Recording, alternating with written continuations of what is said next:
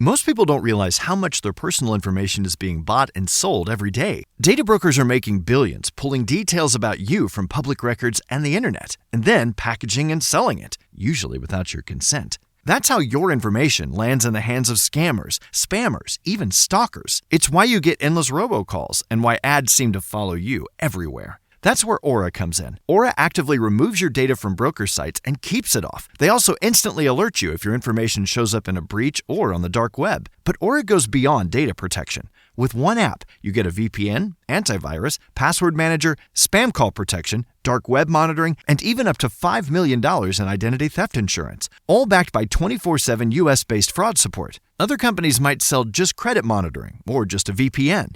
Aura gives you all of it, together, at the same price competitors charge for just one service. Start your free trial today at aura.com/remove. Protect yourself now at aura.com/remove.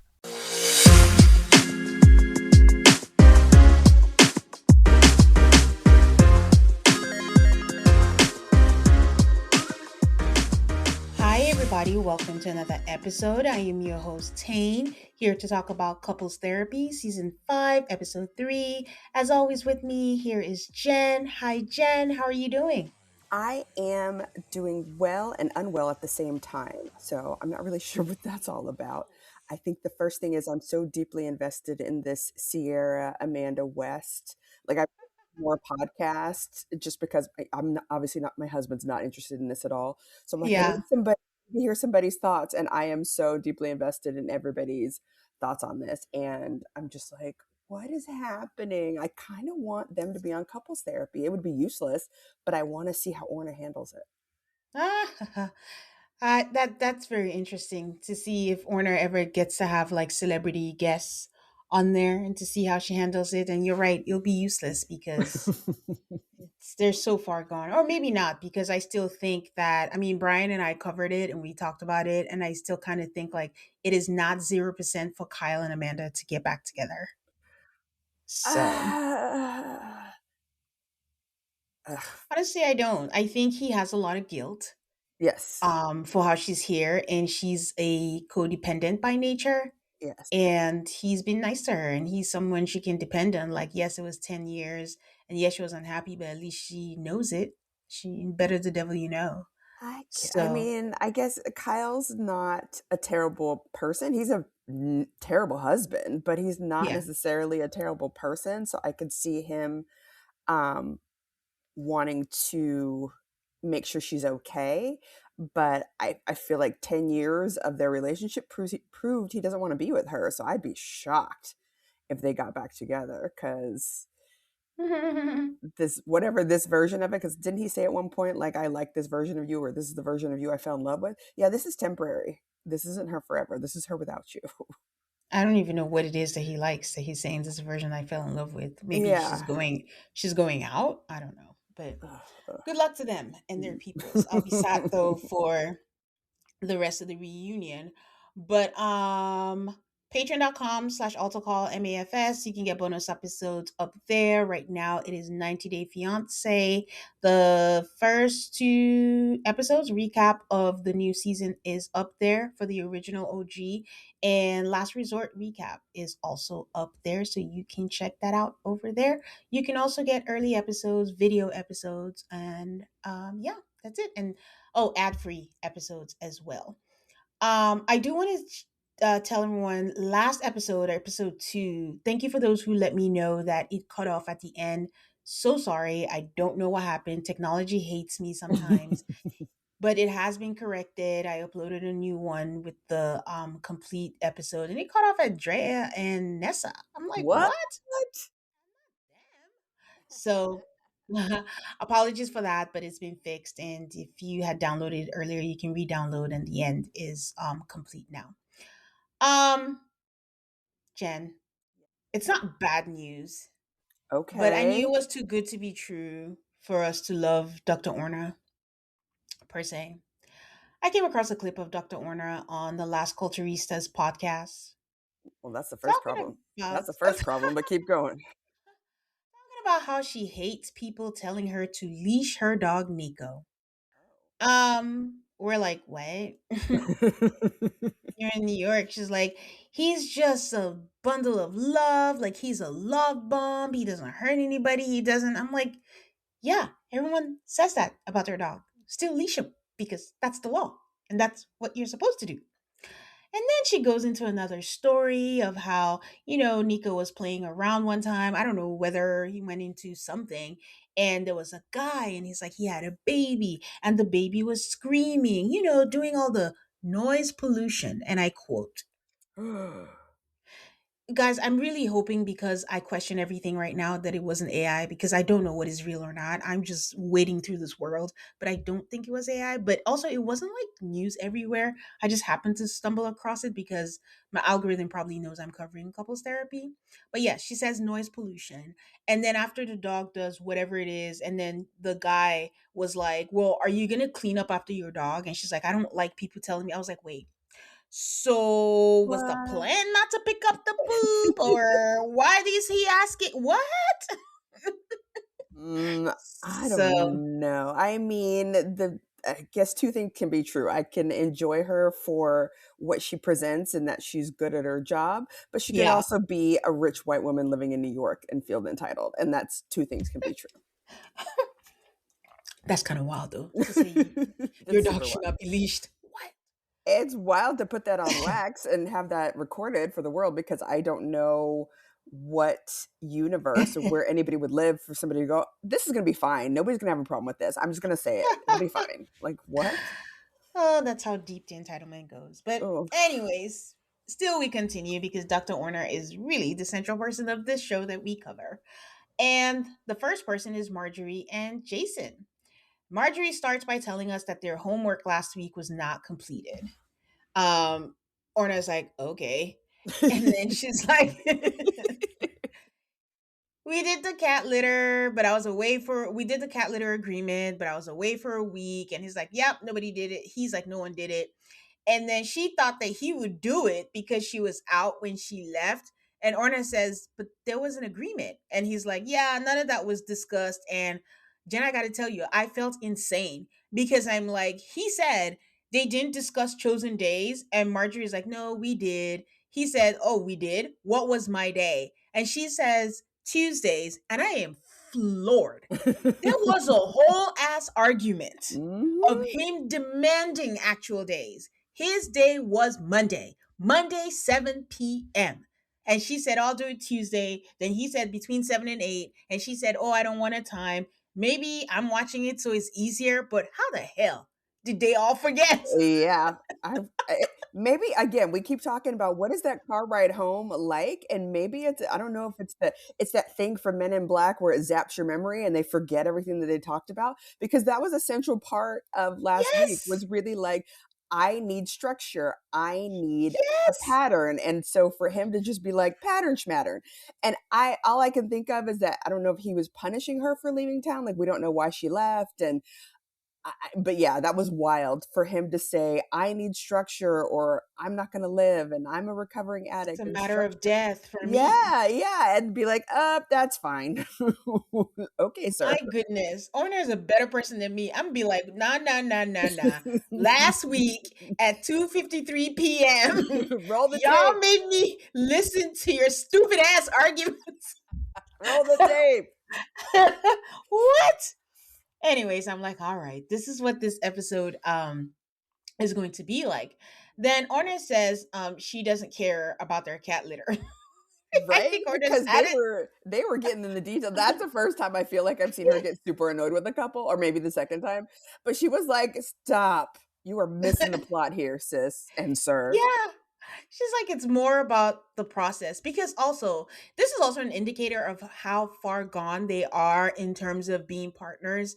Because, yes, you made an agreement, but it's not a, well, if you don't do this, I'm not going to do this. But if she's out and there's litter to be cleaned, just do it. Again, That's your partner. and again, not to be a MAGA Jason supporter, but like, did they just not talk? Like, did she just leave and not tell him? Because I could see a world where Yeah. she didn't tell him that she was leaving. She just left, and but also they've got kids. Like, isn't this part of why you have kids is so they can help around the house? Like, where were the kids? If you two don't want to do it, let the kids do it. I don't understand why there's no other Uh, option than you causing think trauma. You think a woman who's willing to drive 80 miles each way for her kid to be comfortable is going to make them do cat litter? No, she's going to be like, I'm sorry. I don't want to put any burden on you. I know this is gross and it's my cat. I don't know. But she did say, I thought he would do it, meaning they're not talking. Because if No. you had an agreement and you're like, hey, Jason, I'm not going to be around. Do you mind if you do this? And then I'll pick it up next week and then we can go back to what we agreed on. Or did you text him while you were away and say, hey, today's my day? Did you do the cat litter? It just seems a lot of like tit for tat Yes. going on. Well, Yeah. you didn't do it. Well, I'm not going to do it. But from what it seems, he had Mondays and he didn't even remember that he had a day. So they didn't talk about this. They went home and that was it. So And I feel go ahead. not offended, but I feel played because I'm out here saying, like, Jason needs this, he needs the structure, but we're all loosey goosey here. So we're all right. So that's why wouldn't Marjorie pick up on that energy and go along with that? Yeah. Oy. They must not talk to each other at all, and or unless their only form of communication is bickering. Because I don't. How did you get this far? Like, I understand. I'm a divorcee, so I understand how things get this far. But you're in therapy on TV because you want to resolve this. I would think so. Like, work Yeah. on resolving it, people. This is Yeah. crazy. Yeah. He says, I didn't do it because I was just like, I don't want anything to do with the cat litter or the cat. I was roped into doing it. And yes, I agreed. But then the resentment takes over. And I'm like, nah, forget it. I'm not doing it. I think if I were Orna, not like I'm licensed or anything, but Right. just as a regular human being, I would ask, what is your goal of being here? Are you checking off a box? Were you roped into doing therapy? What do you want to achieve from this? Because if I'm giving you tools and I'm giving you assignments and you're saying, nah, the resentment takes over, I'm not going to do it, forget it. To me, you're not trying. Yeah. That's an easy, simple task to try. And you're just like, fuck that. Yeah. They're deeply entrenched in this, it's if I don't get my way, then I'm burning the whole thing down. Yeah. And that's where they're stuck, is that they're both trying to get something from the excuse me, they're both trying to get something from the other person, but they're not willing to give in order to get, Yeah. which it Yeah. Yeah. feels Yeah. so painful to watch. Oof. Yeah. So then we move on to B-roll of them on the beach and they're walking through the beach and she's like, hold my hand, hold my fucking hand. And then he's like, Yes. ugh, I don't want to. And she's like, this is why I hate you most days. And I'm like, oh my God, Orna really has her hands full this season. Oh, I made note of that too. It's like, hold my fucking hand. Why would I want to? When you say hold my fucking hand, what about that makes me go, ooh, tingly? Let's do this. Like, you're so prickly. Yeah, and as if that wasn't bad enough, she's like, "This is why I hate you most days." Like leading with the negative, which your therapist already called out. Like, stop leading with the negative. They're not trying. That's what pisses me off about them. They just don't seem to try. They're comfortable in this resentment. They're rolling around it. They're putting it on as foundation. In fact, they're tanning with it, rolling out. They're in the back, rolling on the other side to not leave any tan lines. Let's get soaked up in this resentment. That's And where they are. yeah. Oy. And it's not fun. And it takes so much more energy to figure it out. Or sorry, it takes so much less energy to figure this out than it is to put, like, because for me to be angry at you, for me to plan to be angry at you takes so much energy. Like, I'm gonna try to hold your hand and I know you're gonna not do it, so I've got something teed up to say back to you. Like, that takes so much Yeah. energy. If you want to hold his hand, hold his hand. If he doesn't want to hold your hand, then put your finger on his belt loop or rub his back. Like, there's 100 of, if you wanted affection that badly, you've got to give to get, sis. Like, and this doesn't seem hard from the outside, but I'm not in it, and I'm Yeah. not resentful, and I'm not like with somebody whose face I hate every day, but it just seems like a lot of work. Yeah. And I can say, like, from each couple, I have seen a tender moment, including Drea and Nessa this episode, but I have not seen a tender moment with these two. So Orna is telling Virginia that one of the issues they struggle with is Jason's rigidity, and they had a deal. They didn't do it, and any change will require change in all areas in him. And that was interesting to me. Why Orna singled him out, I guess, Hmm. because I would think it would be both of them, but I don't know. Maybe it's the rigidity. I don't know. Maybe that's what it was. Virginia says it feels like Marjorie has a sharp, shaming way of speaking to him. And Orna says yes, and it's an ineffective way of dealing with his rigidity. I'm just like, okay, yeah, we all know that. So Amen. there's no insight here, but yeah. So she hopes by listening better, it can change.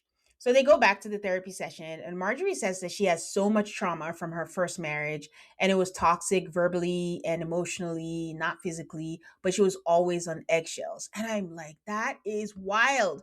Given the way she talks to him, I, Yeah, this or is you would think that would be the thing that she's like, "Let me make sure I don't do this ah, again." Like, why would why am I going to act exactly the same and hope that things are going to be different? I No, don't get sis. this too. I don't get this too at all. No. So she says she found her voice. She was, very timid. She was in her 20s. She didn't really know herself, but now she's found her voice. And she's like, oh, I guess I am mean to him. When she said she found her voice, he's like, boy, did you. And, and she guess she's mean to him because she doesn't want to talk about things.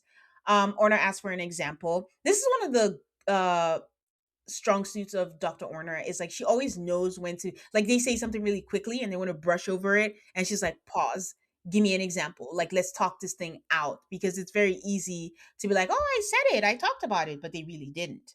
So But Orner it asked also for an but it also forces them, sorry, like last week when they were talking about, "Oh, we know," or maybe it was the first episode, when they were like, "Oh, we know we have different uh political beliefs." Okay, what are they? And they were like, yeah, so to your point, like she's yeah, got to get them to be concrete about it because they just yeah, say things and they don't really know why. And yeah, so it's good yeah, that I mean, it doesn't help, but it's good that she tries. yeah. Orna asks for an example, and before he can let it out of his voice box, she's already like, "Oh man, I see her and being mean. Okay, go." And Orna is like, "What?" And she's like, "Okay, I won't talk." I'm like, "Oh my gosh, this is She can't help herself. I need a drink just watching it." So he says, "Okay, I'm ready for this. Thanks for asking." He said he's not on a diet, but he did a whole shift. He's changing the way that he eats, having a whole lifestyle change, and he likes it and he's excited about it. And it's working for him. And she's just mean about it. Like Orna's like, okay, mean in what way? And she says things like, oh my God, shut the fuck up. No one wants to hear this anymore. I'm like, oh my God, this So is sad. terrible. Oh. I'm not laughing at it. It's just like, and I'm sure she doesn't even realize, like, she's just so used to it that hearing him say it out loud, she's realizing, oh my God, this is awful. So Right. she says she knows it's not nice, but oh my God, like he just talks about it all the time and it's constant and it's all he talks about. And he says, okay, well, I feel alone and I feel unsupported. So I know it sounds weird, but I use ChatGPT. It's an epidemic, guys. ChatGPT is helpful, but not real. Let's not lose human connection. Like, even if she's not being supportive, are there no family members? Are there no friends? Why is ChatGPT the next thing? So I understand that he says he feeds ChatGPT like everything for the protein, for the amount, and what he did, and the weight loss, and they know everything. But again, it's not real. So he leans on ChatGPT for support, and when he does something right, ChatGPT says you've done well. And Marjorie is laughing because it's Marjorie. That broke my heart. Have you seen the movie Her with Yeah, Joaquin Phoenix? It felt a lot like that. Like, oh no, like I have to get my emotional support support. from Yeah, a computer. And again, I feel what you're saying about like, don't you have other people in your life? And my guess is that if Jason has other people in his life, they're not the people that he's going to be like, yeah, bro, I need a pat on the back. You know, I don't think he's going to get that from the people in his life.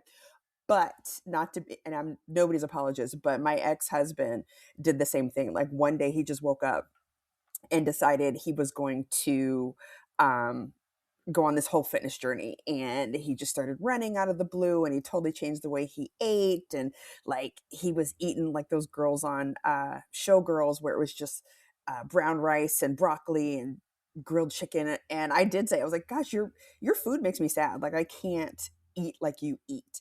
But it Mhm. was effective and it worked. And so I think at one point I got kind of resentful. I was like, oh, well, I think I was bummed that we didn't do it together. Like he just woke up Yeah. one day and decided to make this change.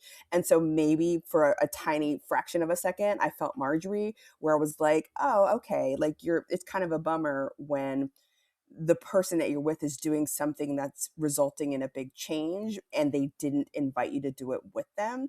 But it sounds like Jason invited her, or at least he updates her so that she's got ways to be involved. So, it's me. I'm the problem. It's me that I didn't join my ex when he started making this change. But I could see how, especially, because men lose weight so much quicker than women, that like once he tries it and it's effective, you're just like, ugh, shut up.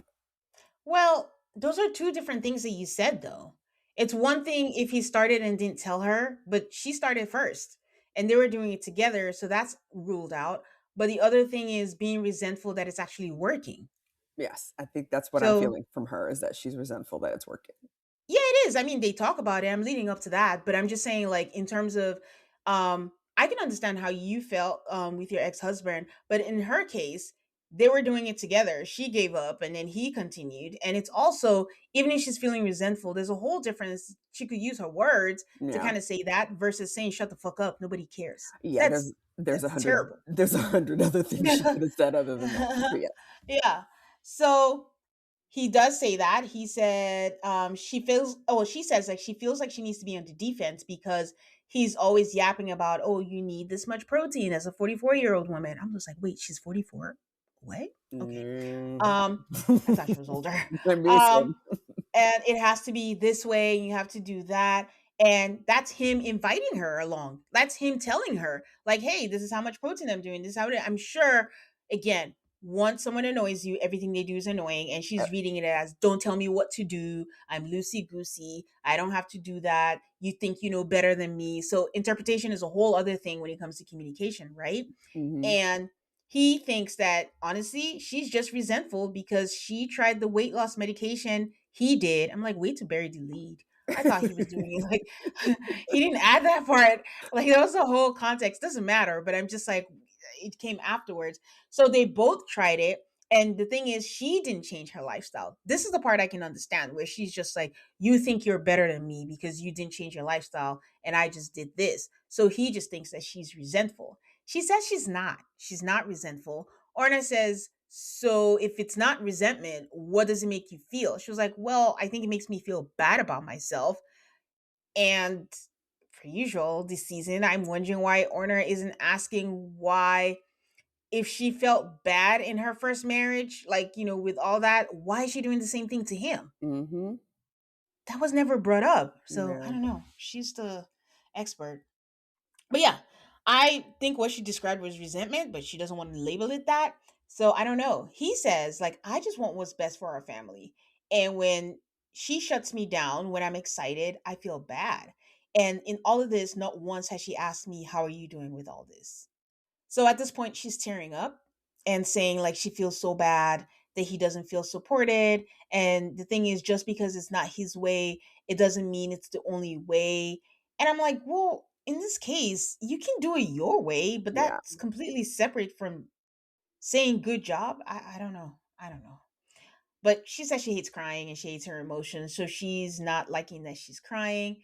And Jason turns around and is like, yeah, I don't believe her. Because Orna is like, or it's like she's being sincere. She's saying all the things, and it's like, yeah, what may come across as sincerity, I don't think that she's sincere, and I don't think that she feels it. And then she's like, why do you think that um you're not feeling it? Like the thing is, you go to Chat GPT, and what you ask for is support, and now she's offering it to you, a real person, or not sneak that in, and don't miss out on it. I'm just thinking, like, man, we are cooked by this AI shit. But It is a yeah.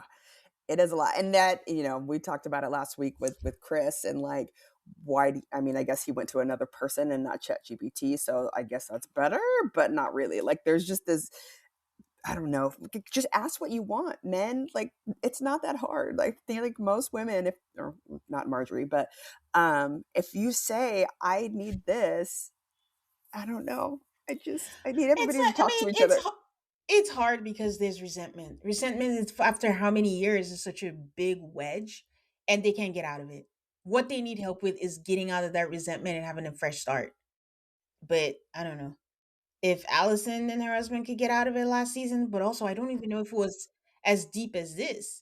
Yes, it was It was because bad. No. his mama came over and she said, "I'm out. Yeah, Bye." yeah, they were bad. And So, Alla and Marjorie and reminds me a little bit of Allison in terms of yeah. like being the interrupter and even Yeah. recognizing when she messes up. I think last week when she interrupted Orna or she disagreed with Orna kind of openly, she's like, I know I'm not supposed to say that. So she has some awareness that she's not reacting properly, but she like Yeah. physically can't stop herself.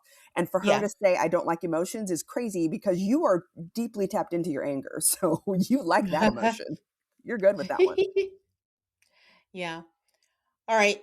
Any last words for them? No, I think they both just need hugs. I don't know. They can get a referral to the cuddling. All right. I'll take a quick break and I'll be right back. Losing weight is one thing, but keeping it off, that's where it gets really frustrating. That's why Weight Loss by Hers now offers access to the FDA approved Wegovy pill and the FDA approved Wegovy pen. Wegovy is designed to help you lose weight and keep it off. And it doesn't stop there.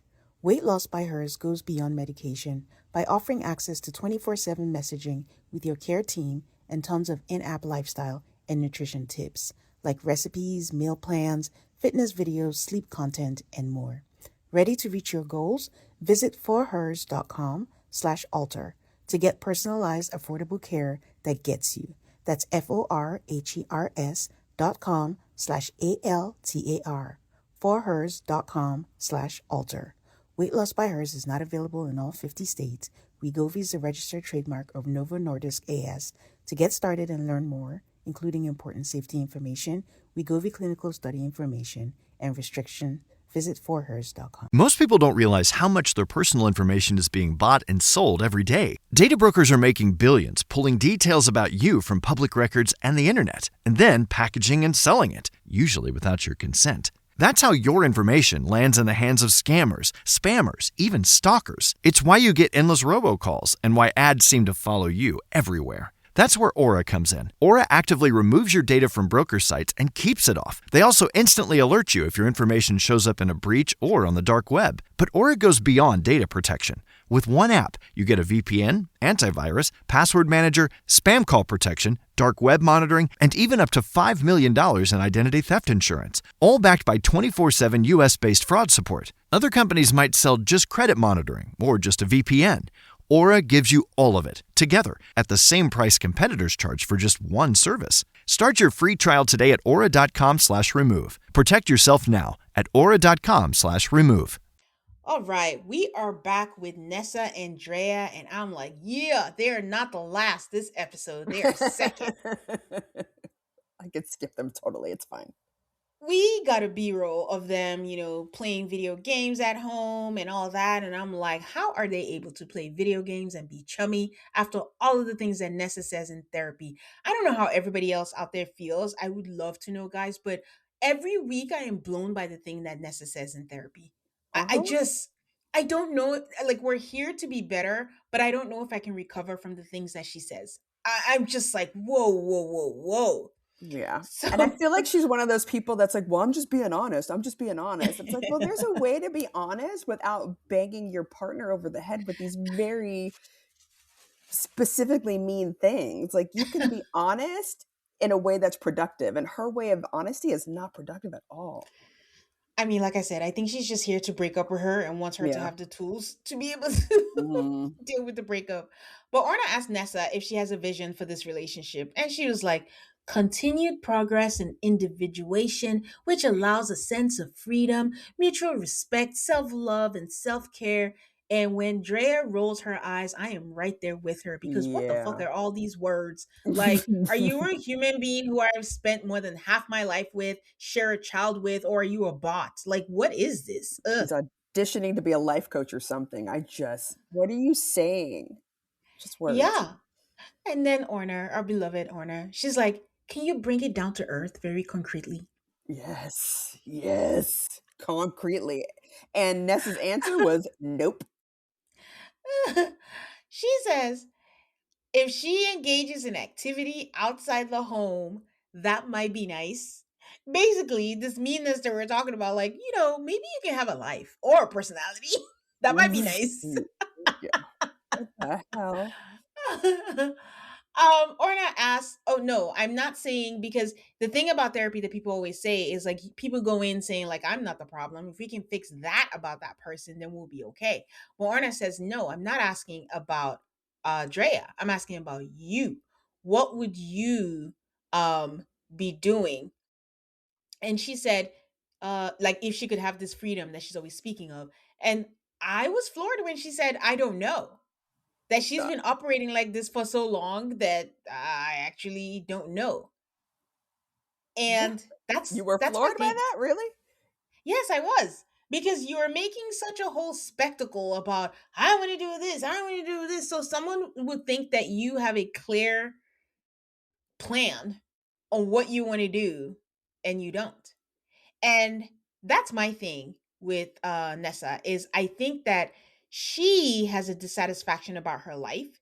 It's not fair to project that to Drea that she should be dissatisfied too.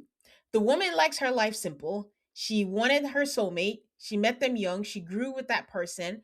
They have a child together. They have their little family together. That is enough for her. But Yeah. Drea feels like it should not be, I mean, Nessa feels like it should not be enough for her, and that's not fair. And projection is the perfect word because I think what it sounds like is that every experience or every first experience Drea had was with Nessa. And maybe to me, it sounds like Nessa just ran out of things to show her. And so Nessa's the one that's looking for a driver. Nessa's the one looking for somebody to show her new things and opening up to new things because every new thing she had, she's run out of. Yeah. Yeah. So Drea says, wow, I assumed that you had a whole laundry list of things that this enmeshment was stopping you from doing. And Honor shares with Virginia that Nessa, well, her peers, that Nessa talks abstractly about this new horizon that she wants for herself, but she doesn't lead with feelings, so it takes time to get to the honey inside her. I'm like, oh, that's such a nice way of saying it. We're just like, she's mean. And she's like, it takes time to get to the honey. One of them says, like, it looks like she's having a hard time saying what she wants to go to, but we don't know if it's because she doesn't want to say it, like she knows, but she doesn't want to say it and hurt Drea. And Callie, she's the black pair, says having a hard time, that maybe she's having a hard time because it's so much bigger than Drea. It's not just about Drea. They go back to therapy, and Nessa says, like, when they met, she needed to be needed. She wanted to be a savior. And Drea was like, it's true. Every first was with Nessa. Like when she went on a plane, she never had guac before. Like she was living a small life. And Nessa says, like, yeah, that was fun, but she feels like she shrunk and she's missing something. And maybe God is telling her, don't be in this relationship anymore.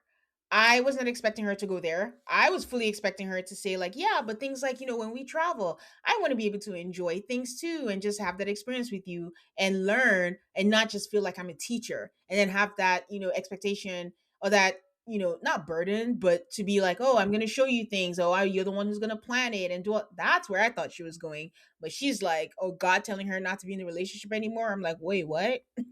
God's like, Eh, I didn't say that. Don't call on me. Don't bring me into this. because she had said like maybe in a spiritual level, and then she said that, and Orna asked her like, what did you mean by the spiritual aspect? And she says, oh, I mean, like, oh, God saying don't be in a homosexual relationship. And me and Orna were on the same page because when Orna goes, oh, I said that out loud as I was watching. I was like, whoa, okay. Again, Nessa surprises me every episode. Every episode, I'm just like, what is going to come out of her mouth? And Nessa says, oh, yeah, that's always been there. Like, I don't know if it's my socialization or if I'm just ignoring the voice of God. I'm like, oh, wow. So she's like, that's part of why she's like, maybe they don't need to be together. And maybe there's stuff that she needs to figure out. Um, what were your thoughts on this when she said the whole maybe God is saying I shouldn't be in a homosexual relationship? Again, it's hard because I don't like Nessa, and I'm not in a place where I want to give her any grace. But to me, it just feels like she's throwing things at the wall. Mm, Like I'm gonna throw everything out there to show that I don't want to be in this relationship. Like maybe I should be straight. It's God's thing. I want bigger things, and she's just kind of throwing all things at the wall for yeah, Drea to finally say, okay, you're right. This isn't right for us. I'm gonna let you go. yeah, I don't yeah. because it came out of nowhere. Like I think for something that big, like if I'm questioning my sexuality and I've been in this, same sex marriage for this long, how did that sound like something that would come up early? That's a Early, big yeah. deal, a big, big deal. But again, I'm at the point where I just feel like Nessa's doing everything she can to get out of this. And it would suck if she like leaves this relationship and then she gets into another relationship and it's another homosexual relationship. And the girl that she picks is gonna look exactly like Drea, Oh, yeah. but Oh my younger. goodness. So she can teach her stuff again and then get Yes. tired. Yes. Orna asked their background, and Nessa was like, "Oh, I was raised in the Catholic Church." And if y'all remember last week, I was like, "Oh, she did the sign of the cross. Is she Catholic?" And I got my answer. You Yes. got it. You're so good. Um, she says that she's West Indian and they're very anti homosexuality. And when she was younger, when her was it her mom that found out there was a whole prayer group to pray the gay away, for lack of a better word. And so at that point, she left the church. Drea had a face. Orna says, "What are you thinking?" And she's like, "We have an interesting relationship with the church." And then Nessa takes over. And I'm saying this because good on Orna for always catching Drea's face, but you can tell that Nessa is the one who drives the relationship. That's what she said. But she's the one who does most of the talking in their session. But Drea has a lot to say. Yeah, Drea does a lot of like physical reactions. Her face is very telling, her body language is very telling, how she sits is very telling. So she may not say a lot, but she's saying a lot without her words. Yeah. Yeah, but she needs to say things with words because it's the dynamic of their relationship. Because Nessa is complaining that she's always leading, but Nessa's also going to be mad if she's not leading. That's just the irony of it all. Like they're just used to it. So Drea just lets her go and like, okay, you go ahead. That's fine. I'm good being in the passenger seat. So they talk about when they were trying to conceive their daughter, they found a non-denominational church, and when they had their daughter, they wanted to dedicate her. They were told the day before, diabolical, that they wouldn't dedicate their daughter. Drea says like, yeah, I feel like she's brushing over a lot of important details. And listeners, she was. Um Drea mentions like it was just a hard time for them. Like they had a miscarriage at 5 months for twins, and it was just rough. And the way the pastor came over and was just very matter of fact, and like why did her thing was just like, why did the bar stop at gay mothers? Which is true. Like, in the church, there's a lot of like condemnation and it seems to stop at homosexuality. There's a lot of other things that are sins. There's a lot of other things, infidelity, porn addiction, as we're gonna hear, but oh, that can be forgiven. But when it comes to being gay, that suddenly is like, oh my god, that is the worst Yeah. of the worst of them all. And she says the thing that really did it for her, and this is Drea just really telling us the full truth, is that he compared their marriage to his pornography addiction. Which is And wild. I was here trying to figure out what was the comparison. Like, what did he say? Ugh. But How also did he correlate it? the same way you can pick a new therapist, you can certainly pick a new kind of a new church, because this is what. Well, I mean, I think that's what happened. But Drea also tells us like, and the thing is like they built like a new part of the church or an annex or something 5 minutes from their house, and every time she has to drive past it, and like, she's going to the grocery. She did say supermarket, which I just found interesting. I don't say supermarket, so I just found that interesting that she said that. I say grocery store. So she was like, every time I have to drive past it, I just get mad all over again. And then Ness was like, yeah, it was painful, but we deal with things differently. Like, I can't walk around with that much pain. I'm like, oh God. Or like, let her be angry. Like, let her be human. We get it. You're a self-actualized human being. Oh my God, you're beyond it all. And But also not though, because you don't really know what that means. If we were to ask her what self-actualized mean, I don't think she could give us a definition. But also, like Drea is an expressive one, Yeah. and you knew that. Like that would be something if Nessa is going to be somebody that's kind of, I don't know, even keeled and not necessarily emotional. I find those people are always attracted to people that are. Mm, And so it's always so strange. yeah. Well, Orna says, but you can see how Drea sees the problem outside of her. And Nessa has maybe, and on the opposite side, Nessa has maybe taking it in. And maybe because of internalized homophobia that she has, or the doubts that she has, but you can understand that Drea's anger is, and she's placing the anger in the right place. I was fully ready for Vanessa to throw hands like, what? I don't have internalized homophobia. But instead, she's like, absolutely, you're absolutely right. I do have internalized homophobia. And I'm like, to your point, is she just saying that very exuberantly to get Drea to be like, oh man, I just have to. And then I'm curious to see, because again, something I wish Orna asked was like, have you guys had discussions about this internalized homophobia that she's had? Like, how Yeah. long has this been? Has it been there? Is this something you guys talk through? How do you feel, Drea? Are you comfortable with someone who's not that comfortable in their sexuality? There's so many questions, you know? Yes, but also individual therapy. I say it all the time. Like this is something you got to work through. Like if Drea is cool with where she's at and doesn't have internalized homophobia, then that's all you. There's nothing Drea can do about that. That's 100% you having to deal with that on your own, Nessa. Yeah, So but either she deal does with it or say that don't. she does say she's doing individual therapy, because I wrote down she does confirm that she sees therapists, and she's talked about it, because I was like, she speaks like someone that does. She speaks a lot of therapy speak. So she is doing that. And the thing is, if these people are doing individual therapy, we would know. They're not they don't usually say it, at least in my history of the show, because I think they're focused on the couples part. But she did say that she's seen a whole bunch of therapists through the course of her life. So she says she has conflicting thoughts about their relationship all the time. I'm like, oh God, Nessa. Because she's in a different part of her journey now. You bought a ticket and took a journey and didn't take your wife along. And now we're speaking about your journey. Because, anyways, I just felt like the whole vibe was like, okay, let's focus here. Let's not talk about all these things. Let's go back to why I want out of my Right. relationship. Okay. Yes.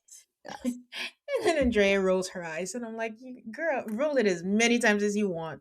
You have earned the right to, because this is some bullshit.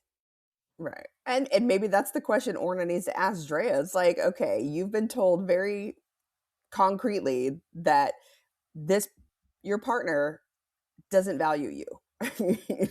So why do you want to stay? Like other than what are you getting out of this? Like I know that this is a person that's been all your first and you've had all kinds of experiences with this person, but how is this serving you? I kind of feel like she's told us the answer. That girl ain't going anywhere. She's like, I I just like know. having her. I'd rather have her in my life hating me than not in my Ugh, life at that all. can't So feel good. That can't it's feel gonna good. be, but in some way, I think Nessa has that as a safety net, knowing that Drea loves her that much. Yes, And well that as much as that's why she could be mean because she knows I can say whatever I want to say and Dre ain't going anywhere. so that's why she does what she does, because she has that as a safety net, and she doesn't have to fear that, oh, she's going to leave me. So if Drea actually said, I'm going to leave you, I think that would shake her up and actually maybe respect her more. Because what's happening right now is she doesn't respect her. She just thinks like she's a weakling. Yes, a child. that's She's just she's there. Yeah. infantile, and she's, you Yeah. know, ugh, I don't like it. Yeah. So, yeah. All right, last break, and we'll come back with Sienna and Chris. Okay, we're back. I really liked their session this week. I really, really did. It was just, I What? don't know if it's What? honest, but no, it was honest. And I really felt for Chris because something a lot of people take for granted is just people that have good relationships with their parents. It's not always the case. It really isn't. Some people don't um draw the lucky card when it comes to parents, and people always assume that, oh, with moms they always love you, dads are the deadbeats, but there's that whole other relationship. And also, addiction is a bitch. Addiction just wrecks people's lives. And it just, I don't know, I felt for him. I don't know if I'm not supposed to, but I did. It was just very touching. It really was. So Well, and I don't know if we've ever talked about this, but like my mother was an addict, and so I grew up with that a good chunk of my life. So part of me wants to understand and like be supportive, but there's something about Chris that makes me like I just have a barrier where I'm like, oh, like we should bond, like you should be my buddy because we've both been through some crazy stuff. But there's something about him that drives me nuts, and I don't know what it is. oh, that's interesting. You think you're Yes, judging a book by its cover? maybe I don't know. I Because just he looks like he's a fuck boy, maybe but that's it. it's not, sometimes it's not fair. Some people look like that. Maybe he is a fuck boy, but I don't know. It doesn't take away from this. It's unfortunate, the kind No, of, what he went mom through is insane, and what he his had. went through, and you can talk, and I know you're going to talk about this. So what he went through Yeah. was insane, but I just am missing the connection. Yeah.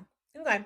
Um, Sienna and Chris tell us that they've been apart because she has been in the city for a grad school program during the week and she goes home for the weekend. She says, "You've been with the girls." And I'm like, wait, they had a son, right? When we saw it? They have 3 kids, so Yeah, there he's was a the boy when oldest they in the showed the B-roll. mhm, Yeah. mhm. So I don't know if he's old enough to not be in the house, but I don't know why she said you've been with the girls, but okay. So she says it's been wonderful to know that she's still a person and can still achieve things. And this proved to be wrong, but I just wanted to point out that at this point when she was saying like, "Oh, I can achieve things, I can do this," I was like, up until this moment, I just feel like Sienna is not. She doesn't seem affected by these things. Like she's just la di da. This is great. Like yes, at the therapy session, she was upset, at the time, but she just seems fine. And maybe Orna is right when she says like both of them disassociate, from Mhm, different things, mhm. but I was proven wrong, I guess, a little bit in a few. So he says, Surprise! he says, yeah, it's been fine. And one thing that happened when she visited, and Orna was like, raise her eyebrows, which are already sky high, and says, visited. And they're like, oh, wait, she still lives there. Sorry, when she came home for the weekend. Um, things he goes like things will be fine, everything will be okay. And then Sienna will just pop up and be like, how could you have done that to me? And he's like, he takes it because yes, he did it, but it just hurts when someone you love say that you're awful. And he can't disagree. It is true that what he did was awful, and that just it's not fun, but he just feels like he has to pay penance, I guess, for the rest of his life or the rest of their marriage. So that's where I said I was wrong because she's not fine.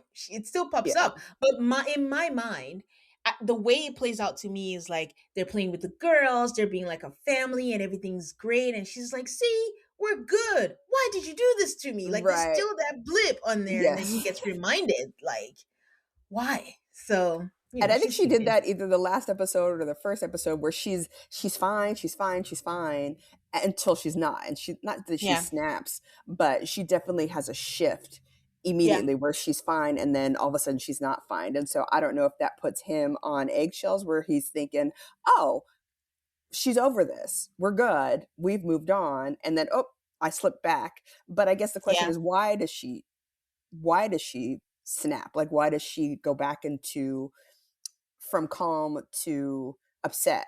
And that's the part I we just never know about. That's the example I just gave. Yeah, yeah, Like yeah. you're having a good time and that's the thing with triggers. You don't know what's going to trigger you.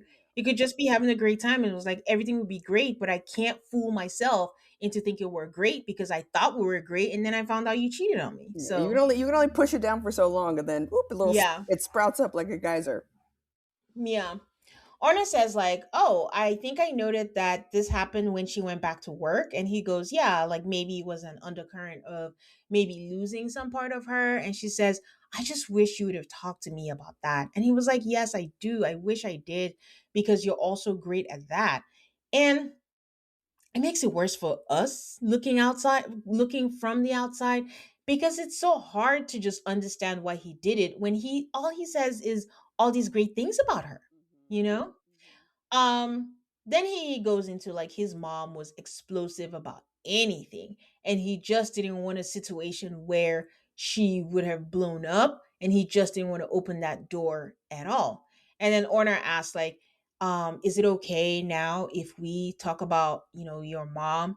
And Chris is like, all my life, I've been waiting I'm for this. Say less. I am ready. yes, I'm wondering when you're going to ask me. Call me. It's my turn. I thought you'd never ask. So he says, the first time that Sienna came over to his family home, his mom said, and I quote, I listened through the wall to hear you guys fucking. And I was like, I'm not ready. I just went through the whole Nature Boy documentary. I don't think I can do this. And Sienna backs him up and she's like, well, the thing is, she was just really inappropriate. And honestly, that statement, that was her being nice. Her baseline was really unsettling. He says, like, the thing is, my mom had a hard life and her mom was a bipolar alcoholic, and she met his dad at Levi's, where he was the president where she worked, which is a whole other thing we didn't talk about, because if he was a president, what was she doing? Because he said she worked her way up and then got a job at Levi's. So what was the dynamic? How old was she? What was the age difference? I guess we don't need to know because we don't know. But my bad habit popped up. This is why it takes me forever to watch stuff, because I'm Googling. I'm like, is it true? It is true. His dad is Frank Brand, and he was the president in the early 70s, late 70s, early 80s at Oh, Levi's. Yeah. oh, look at you, detective. I do this all the time, and it's just a waste of my time. Instead of just watching, I'm like, well, who did this? Who knows this? When did this happen? So she asked him, that's his mom, if his dad wanted kids, and she told him, listen, I don't have that motherly instincts, but if you want kids, we can make it happen. And he's like, sure, we can have kids, I'm in a good space. So then they had kids. I guess they had him and then the sister, and then she decided, oh man, we need help. They're from a well-to-do family, in case you couldn't tell.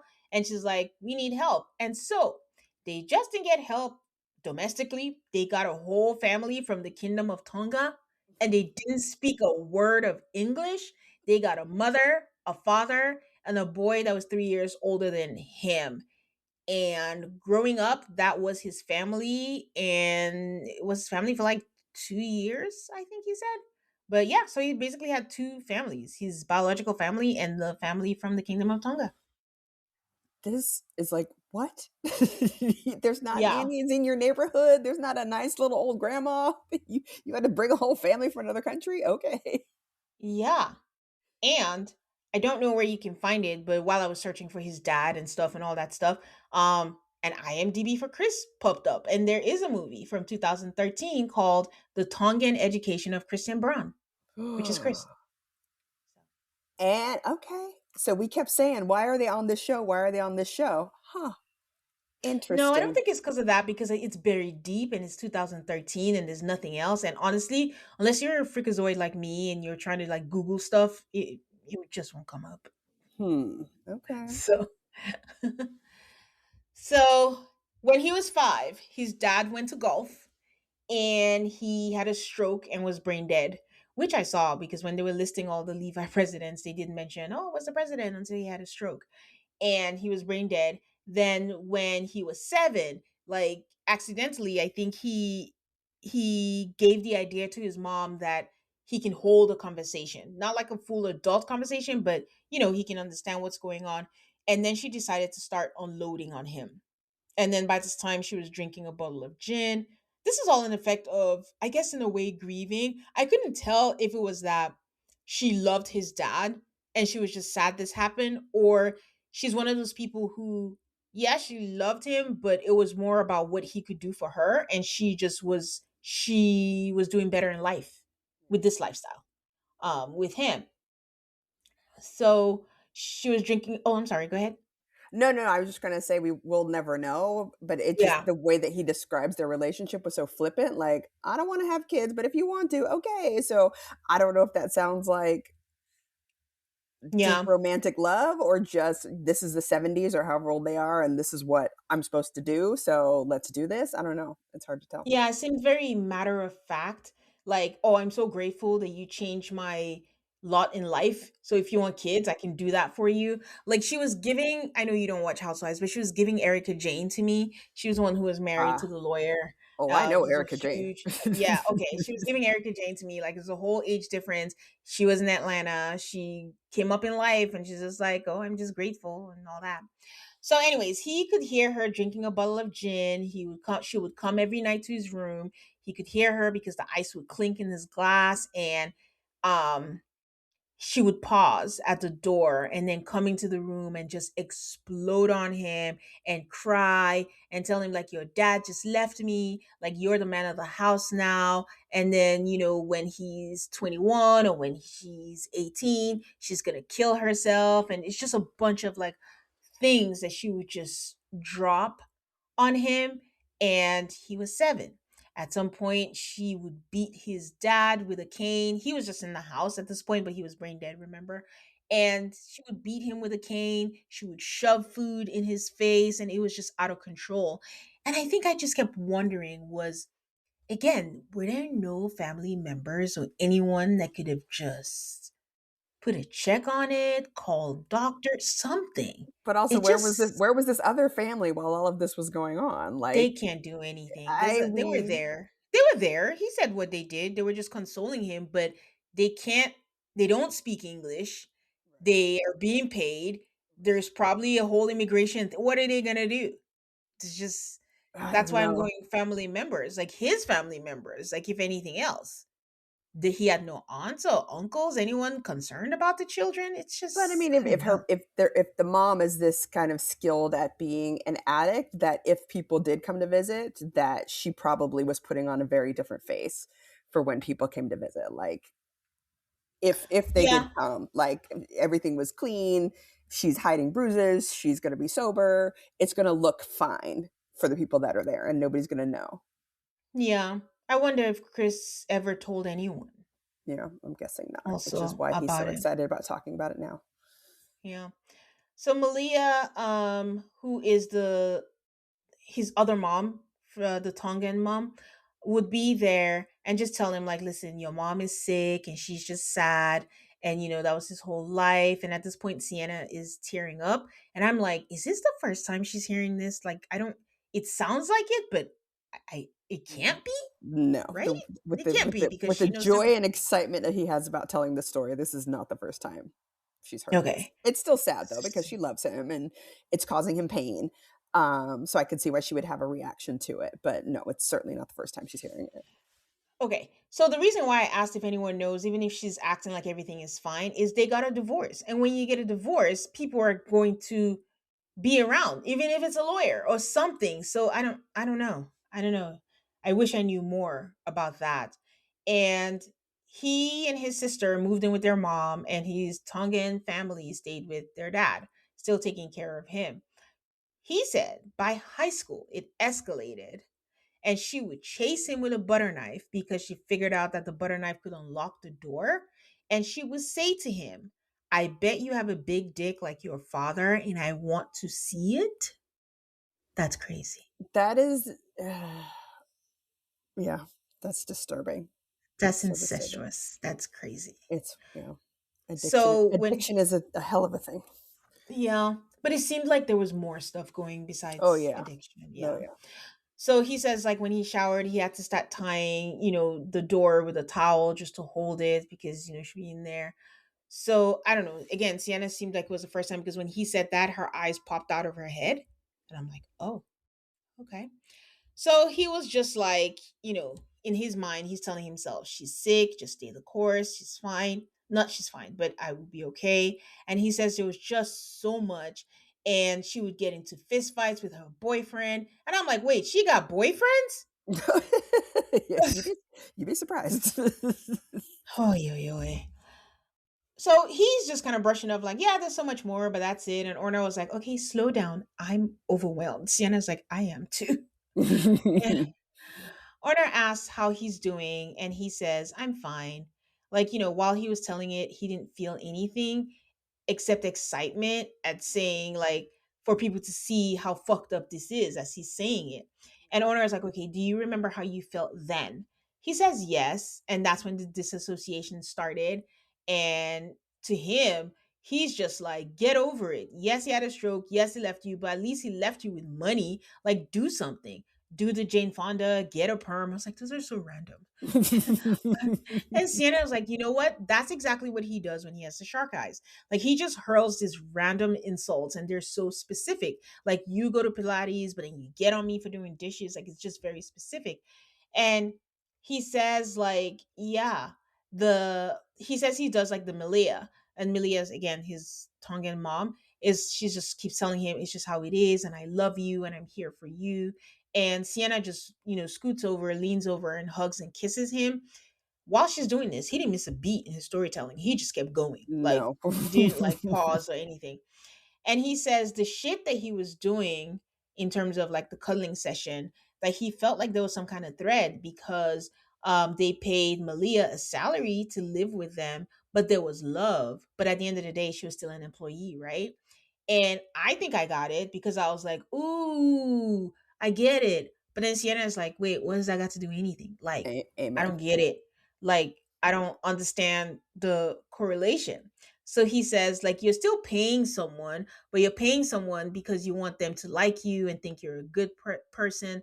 But it's a microcosm of that dynamic. And then I was like, ooh, I don't got it. I don't get what that means. That didn't help. So I like that you were ready to be there for him, though, Tane. This shows that you're a good I person. wasn't sure. I just no. What I thought was like what he meant was like in his mind, the person that you pay was better to give you love and was your safe space than the person that was by blood or the person that you think should love you. So that was the correlation and seeking some kind of haven through paying someone. Like either way, I paid someone, but they still love me. I thought that's what he was gonna say, but I don't. I don't know. He wanted someone to think he was a good person. His wife thinks he's a good person, so I don't. Yes, that's I the don't know. that's the insanity behind Chris, and this is the part that I can't like get behind and feel like what he went through is heinous, and I'd be real curious to see what his sister is like, and I'm just like you don't it's not like you don't have this, like sure you went through this terrible thing and you had support by this other family, which is great, but you're in a family now and you have support by your wife. From all intents and purposes, he never has said she's not there for me. We see physically, and I don't think she's putting it on just to be on TV. I think she truly does see him and she pays attention to him and she pays attention to his reactions, and she's able to provide him with some kind of solace when he needs it. So I'm missing the part where this crazy story about your family has anything to do with you cheating on your wife. I'm just not seeing that connection. I feel like I can kind of see it. Like Help me. you're just attracted to the chaos. Like if everything is going too well, like you would always choose, oh, what is the thing I read somewhere? Like you'd rather choose the familiarity of chaos than the unfamiliarity of peace. And your body subconsciously will always go to what you know. And maybe things were good and he's just like, I'm not deserving. This doesn't make any sense. And he just, I don't know, did that. I don't know. Human beings are sometimes unexplainable. Super wild. So, um, yeah. So then he turns red and he says like he's exhausted. He says when they first started dating, he was in a bad space, and she says no. And he says, "You don't want any part of this. Stay far away from me." And she wouldn't. And he was like, "Okay, if you look me in the eye and say," she said, "if you look me in the eye and say you don't love me, then I'll leave." But he loved her, so he did say he loved her, and that he would lay in her nook and she would pat him, and she was there for all of that. And then he gets emotional, and then he starts crying, and then he says, "I really fucking hurt you, and I'm so mad at myself." She says it's not okay, but she holds him and says, "I love you." And Orna just lets them be. This is nothing to be said at this point, That just let them sit in their emotions. He's already like, beating himself up. And I think the wall with Chris is like, maybe you think he's disingenuous. I'm not speaking for it. My guess from what you're saying is that you feel like he's coming up with this excuses, but maybe he's just a shitty person. And maybe that's the fuckboy vibes that I feel from him. But like, there's just something about this. Like, yes, you can, and I agree. Like, I think there's some area of, I grew up in chaos, and so being out of chaos feels weird, because I definitely have that in It's my extra effort yes, where it might yes, be normal for somebody yes, else. Yeah. yes. I get it. I get all. There's 100 things about his situation that I understand. I just Yeah. cannot get to the point where I understand how this is cheating. How cheating on his wife is a result of all of this. Like, I think because he went to these cuddling sessions, and he went to some place that was objectively peaceful. So if you're somebody who understands chaos, cuddling is the opposite of chaos. Cuddling is we're being quiet and we're being loving and whatever. Yeah. If he went out and just had Yes. threesomes and was doing meth and just bonking what do you call it, prostitutes, that makes sense to me. Having this very intimate relationship that is against your wife doesn't make sense to me, and it's not supposed to make sense to me. This isn't my therapy session, this is his, but Okay. I just can't get behind But this being the reason. we're skipping many steps. Sorry. One, already going, no, you're fine. Already going for a cuddling session when you have a wife that's willing, that's not a peaceful anything. That is the beginning of chaos. And if you remember last episode, I said, like, I'm 1000% sure he did not go there just for cuddling. The goal was always to go further. So it wasn't a peaceful anything. It wasn't that was the first step. He was still trying to convince himself, like, no, I'm not going to do it. I'm a good person. I'm a good person. It's innocent. It's just cuddling. That's what he was doing for that. But ultimately, he knew that it was going to lead into something. So, yeah. Well, I'm glad that they ended there. I don't think I could have handled a Clinton and Shay session after this because Absolutely not. my God, life can be hard and life can be cruel, but also life can be beautiful because he did find a partner who loves him and he went around and messed that up. So I don't know.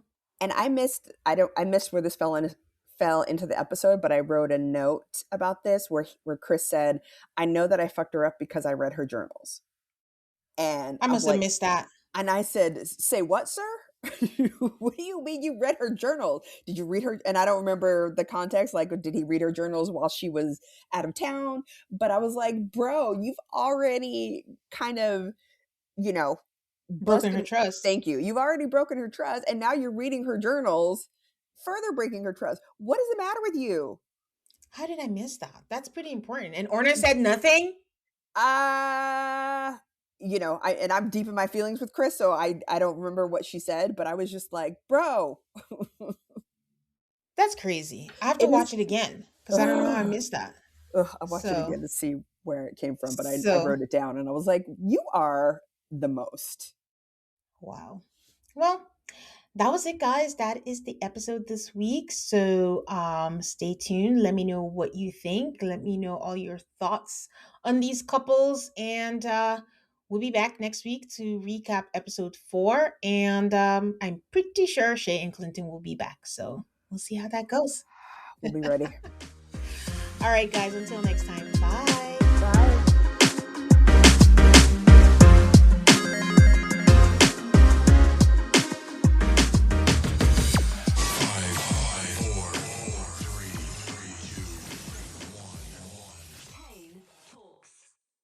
Most people don't realize how much their personal information is being bought and sold every day. Data brokers are making billions, pulling details about you from public records and the internet, and then packaging and selling it, usually without your consent. That's how your information lands in the hands of scammers, spammers, even stalkers. It's why you get endless robocalls and why ads seem to follow you everywhere. That's where Aura comes in. Aura actively removes your data from broker sites and keeps it off. They also instantly alert you if your information shows up in a breach or on the dark web. But Aura goes beyond data protection. With one app, you get a VPN, antivirus, password manager, spam call protection, dark web monitoring, and even up to $5 million in identity theft insurance, all backed by 24/7 US-based fraud support. Other companies might sell just credit monitoring or just a VPN. Aura gives you all of it, together, at the same price competitors charge for just one service. Start your free trial today at aura.com/remove. Protect yourself now at aura.com/remove.